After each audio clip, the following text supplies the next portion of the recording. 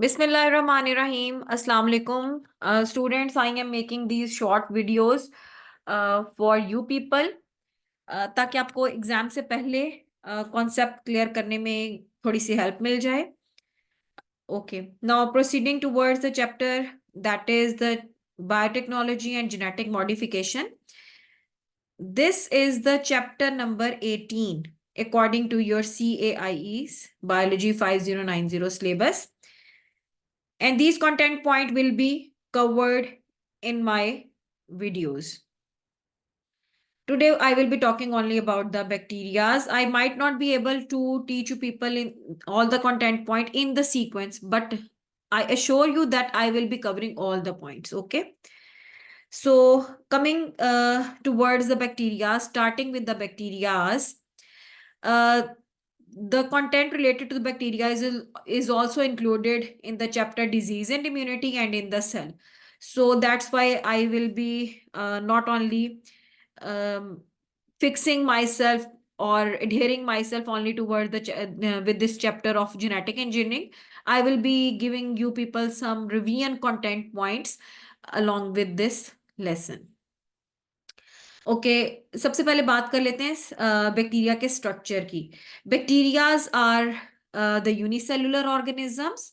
They are considered the prokaryotes. ठीक है. Bacterias are having the cell surface membrane which is surrounding the cytoplasm, and you all are very much well familiar के cytoplasm के अंदर ribosomes भी होते हैं that is having the enzymes in it. So that is the metabolic area of any cell. Okay, the bacteria are having the cell wall, and they are having the cell wall made up of the peptidoglycan, that is a complex carbohydrate, whereas the cell wall of the plant is made up of the, yes, shabash, cellulose cell wall, and that of the fungal cell wall that is made up of the chitin. All three cell walls are different. Sometime आपको paper में question आ जाता है, name the or any two organism which are having the cell wall, name the organism other than the plant and the bacteria which is having the cell wall, that is the fungus. So तीन नाम आपको पता है, bacteria है, fungus है और plants हैं, इनमें सेल वॉल होती है. Okay, and some bacteria they are also having the capsule around them, that is a slimy type material. Okay, bacteria they are the prokaryotes. तो इनके पास न्यूक्लियर एनवेलप नहीं होता, न्यूक्लियस प्रॉपर नहीं होता, मेम्ब्रेन बाउंड ऑर्गेनेलिस नहीं होते, which means that they don't have a true nucleus. So that's why they are the prokaryotes considered. Okay, fine. Now coming to words, they are having a thread-like structure of chromosome or the DNA inside them, inside their cytoplasm, plus their genetic material is also present in a ring form, that is known as the ring of DNA. Exam में आए तो ring of DNA plasmid ऐसे ही लिखना है आपने. Fine, that is the ring of DNA. This plasmid is very much of importance in biotechnology, genetic engineering, because they are considered as the vector. They are having less number of genes, so that is very much easy to handle और deal with the plasmids. इनमें genes निकालना और नई gene insert करना, that is very much easier. That is the simple structure of the bacteria. They are having the flagellum. That flagellum will be whipping tool that is helping them into the movement. Cytoplasmid there, and this is the plasmid. That is the cell wall, which is having the pili. Pili help them to attach with that of the any surface. Either that can be the host surface or wherever they are going. Okay. Again, the structure is over there. Have a look. ये DNA खाली दिखाया हुआ है, but no plasmid is shown over here.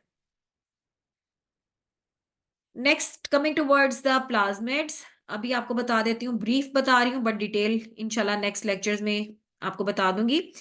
Plasmid that is having less number of genes, so that is very much easier to use it as a vector to transfer the required gene into the in another organism. Okay, let's say we are having a required gene, that is the gene for the insulin. It is taken from the pancreas, and that is being cut from the chromosome with the help of the restriction enzyme. And where it is to be inserted into the plasmid is also cut with the help of the same kind of restriction enzyme. So this restriction enzyme name is very much important. आपको इसको याद रखना है because this restriction enzyme is basically used to cut from the genes from a particular region. Okay. And DNA ligase enzyme, this is again a keyword आपने याद रखना है. That is a binding enzyme which will be binding the two areas from where they are being cut. So new DNA which will be formed by the combination of new gene in it, that is known as the recombinant plasmid or the recombinant DNA. While when the organism in which this recombinant plasmid or DNA will be inserted, that is known as GMO, genetically modified organism. ये plasmid जिस organism में डाला जाएगा उसको कहा जाएगा genetically modified organism. Detail हम next में देखेंगे. बैक्टीरियाज की शेप डिफरेंट होती है. If they are being given with a different shape, आपको दे दी जाए कोई सी भी हो जाए तो डोंट वरी, घबराना नहीं है आपने, बिकॉज आपको इसके स्ट्रक्चर की बेसिक्स पता होनी चाहिए कि फ्लैजेलम भी हो सकता है, cytoplasm, cell wall and this kind of things are over there, plasmid वगैरह. ठीक है. So that is the different kind of bacterias. They are having different shape. Paper में किसी भी शेप का आ जाए, बेसिक स्ट्रक्चर सेम रहेगा. They are found everywhere in the environment surrounding us, food में, soil, air, water, inside our body, inside our intestine, inside our mouth. They are the one which can survive and they are over there. Bacteria's, as far as we are talking about their nutrition mode, they are saprophytes. Saprophytes are helping in the decomposition. Another organism which is also a saprophyte, they are also helping in the decomposition, is the fungi. So saprophytes basically they release the enzyme out of their body. Extra cellular digestion होती है food की, complex molecules, insoluble molecules digest होके smaller one बन जाते हैं which are soluble and they are absorbed by the bacteria and fungi through the process of diffusion and they are helping in the decomposition in this way. अपनी body से बाहर enzyme को release करके extra cellular digestion करवाते हैं. Parasites are the organism which take the benefit from their host. They are giving the harm to the host, so they are ultimately disease causing organisms. Some bacteria are also the parasites, disease causing. Like आप इसमें देख लें कि जो आपके पास bacteria है, tuberculosis का बैक्टीरिया है, बैक्टीरिया जो मेनिंजाइटिस कॉज करता है, सिफिलिस कॉज करता है, they are disease causing. Some are autotroph, not all bacterias but some are autotroph which can make up their own food just like the plants. So they are also considered as the phototrophs कहला सकते हैं, autotroph होते हैं. They are having the chloroplast in them. That is the structure, ये flagellum है, and these are the pili shown. That is the chloroplast inside the bacteria. And cyanobacteria, इसका particular name है cyanobacteria. Okay, याद रखना जरूरी नहीं है, बस you should be knowing कि some bacteria are the autotroph. Some bacteria, they are aerobic bacteria. They only survive whenever the oxygen is supplied. Some are anaerobic, which can survive without oxygen, and some are both. They can live in both conditions. Okay, that is very much important. Binary fission. Binary fission is a method through which the bacteria reproduce. They grow rapidly. Don't confuse the binary fission with that of the mitosis. Mitosis happen in the multicellular organism. This is the type of cell division in the bacteria, usually the single cell organism. Okay तो एक से दो बन जाते हैं and so on, ये replicate होते रहते हैं. This is the binary fission, not the mitosis. लगती माइटोसिस जैसी है बट इसका पर्टिकुलर नेम बाइनरी फिशन है. साइटोप्लाज्म डिवाइड होता है, फिर डीएनए भी डिवाइड हो जाता है एंड दिस काइंड के एक से डबल हो जाते हैं. Okay, some bacteria, they develop the spores outside them, and that spore will be helping them to survive in severe drastic conditions of the cold, hot, and drought. and in this condition which are producing the spore, they are the you can say in dormant condition, they are not active. Once the bacteria which are having the spores, they get the suitable environment, they this break their spores, and they are going to uh, grow rapidly. Okay. Next, we are going to talk about the antibiotics. Antibiotics are the medications, medicines, or the drugs which are used to treat the bacterial diseases. They are not effective against the viruses because viruses, they don't have the metabolic pathway. They are not the cells actually. They are not the cellular ones because they don't have the cell-like structure. They don't have cell membrane. They don't have cell wall. They don't have cytoplasm, but they are having DNA or RNA, but they don't have the metabolic pathways. So they are depending for their reproduction upon the host, and they use the biochemical machinery of the host. We will be discussing it later. So antibiotics are only effective against the bacteria, not against the viruses. Some antibiotics are bactericidal and some are the bacteriostatics, which are going to prevent the growth of the bacteria, and some they are going to kill, they are the bactericidal. No need to learn the name isoniazid and this, but one name of the antibiotic is penicillin. ये आप सबको आना चाहिए. uh, some bacteria develop antibiotic resistance, and antibiotic resistance usually develop hoti hai because of the overuse and the misuse. That is the slide from my lesson, and I said it to my students ke isko likh lo bhai, that is very much important. Overuse क्या है? आपको diarrhoea हुआ, आपने एक खास antibiotic खा ली जिससे आपको सोर थ्रोट में या गले के इन्फेक्शन में आराम आ गया था. आपके पेट में काफी दिनों से दर्द था, आपने एंटीबायोटिक वही वाली खा ली जो आप यूजुअली खाते होते हैं. तो यू पीपल आर दांत में दर्द हुआ, एंटीबायोटिक खा ली. कहीं पे पिंपल्स निकल आए, एंटीबायोटिक खानी शुरू कर दी. इचिंग हुई, एंटीबायोटिक खा ली. सो unnecessarily you people are using the antibiotic, that is considered overuse. और मिसयूज क्या होता है कि whenever doctor said to you people कि भाई that you are supposed to eat it for the 7 days or the 5 days, but you felt better in within the 3 days, तो आपने medication छोड़ दी. You are not completing the course of your prescribed medication. So ultimately क्या होगा? आपके पास bacterias में resistance develop हो जाएगी.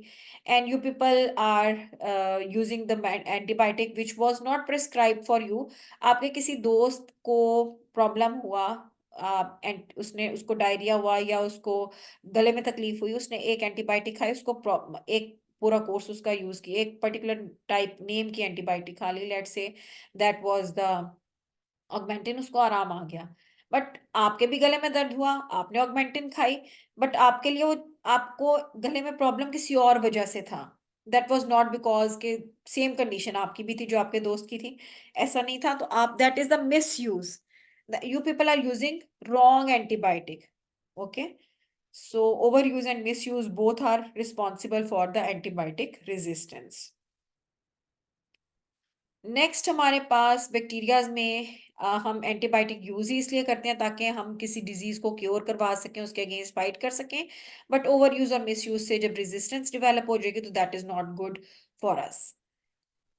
So up that is the slide which you can have a screenshot of it, that is showing you people the mechanisms developed, adapted by the bacteria to produce the resistance against antibiotics. They develop the efflux pump, या efflux pump होता है तो active हो जाता है. Antibiotic आपने bacteria ने take up कर ली बट फौरन से बाहर भी निकाल दी, फ्लक्स कर दिया, एग्जिट करवा दिया, उसको बाहर करवा दिया. Antibiotic when ever that is inside the bacteria, उसके अंदर चली गई है तो उसको एंजाइम ऐसे मिलेंगे, बैक्टीरिया अपने अंदर ऐसे एंजाइम प्रोड्यूस करेगा which are making up the antibiotic inactive.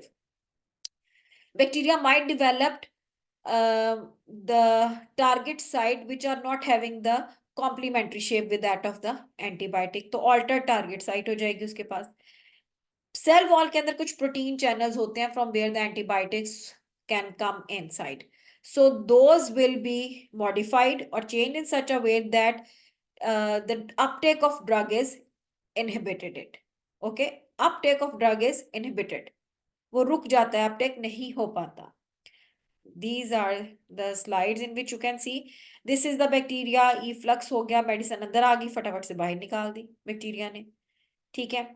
Decrease permeability protein channel, यहाँ पे उसने अपने ऑल्टर कर लिए जिसकी वजह से एंटीबायोटिक अंदर ही नहीं आ पा रही. ठीक है. अब कुछ ऐसे एंजाइम डेवलप कर लिए which are going to make up the antibiotic inactive. उसको जैसा होना चाहिए उसको वैसा नहीं बना रहे, उसको डीनेचर करें या डिस्ट्रॉय करें, whatever they are doing. And target site उसके अंदर जहां पर एंटीबायोटिक ने जिस मशीनरी को डिस्ट्रॉय करना था उसकी साइट ही एक्टिव नहीं रही, अब ऑल्टर हो गई है साइट. ठीक है. Okay, this is an other pictorial animated view. ठीक है.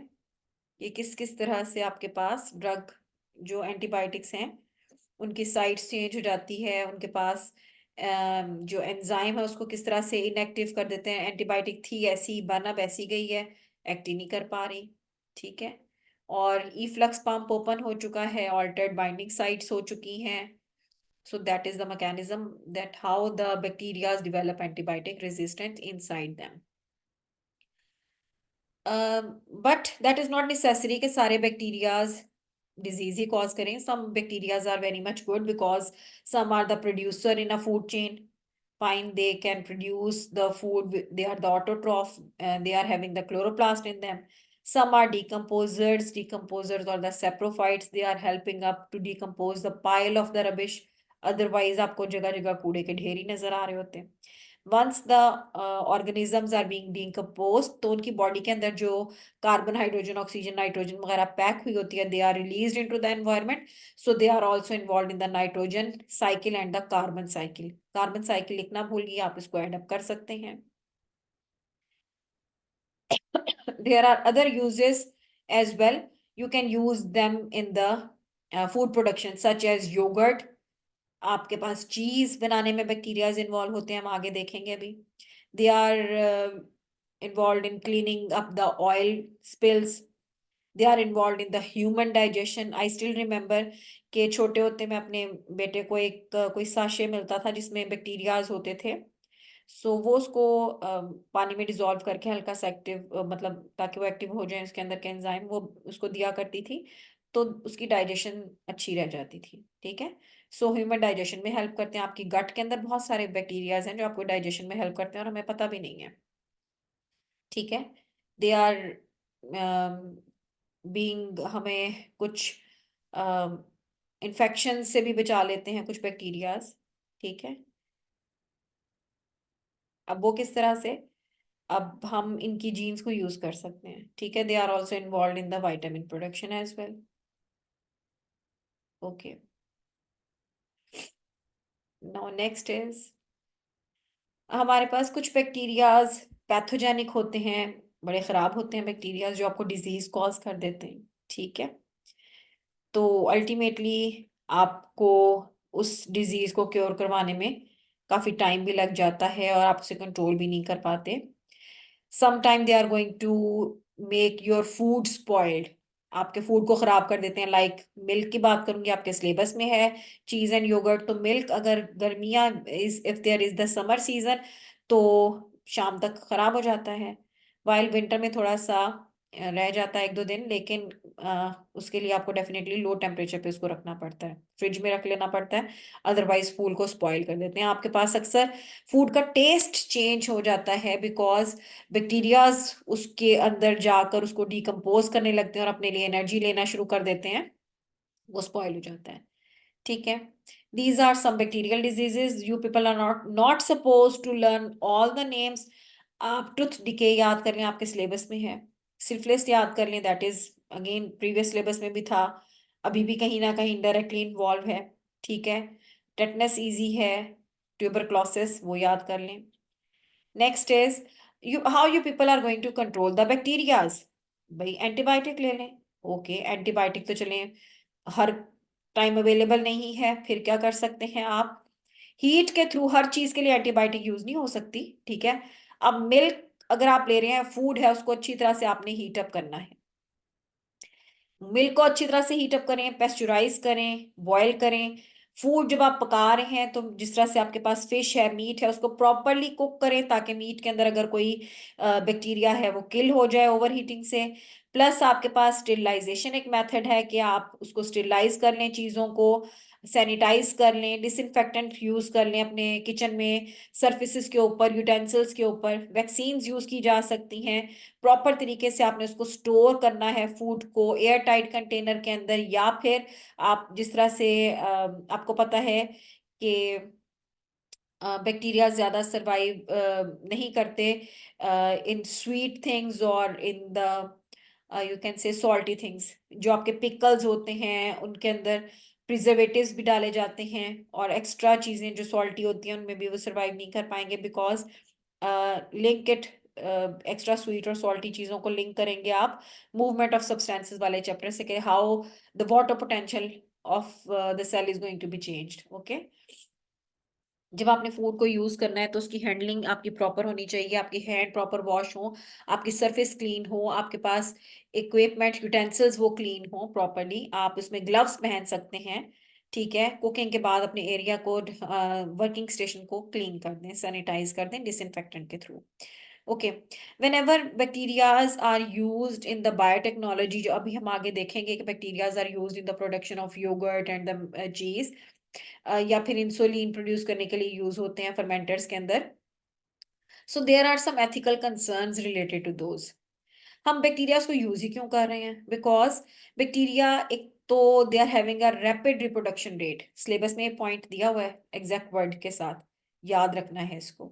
ठीक है, तो इनकी जो रेप्लिकेशन है, इनकी ग्रोथ है बाइनरी फिशन के थ्रू बड़ी क्विक होती है, that's why they are small in size, और तो इनको हम बड़ी इजीली यूज कर सकते हैं।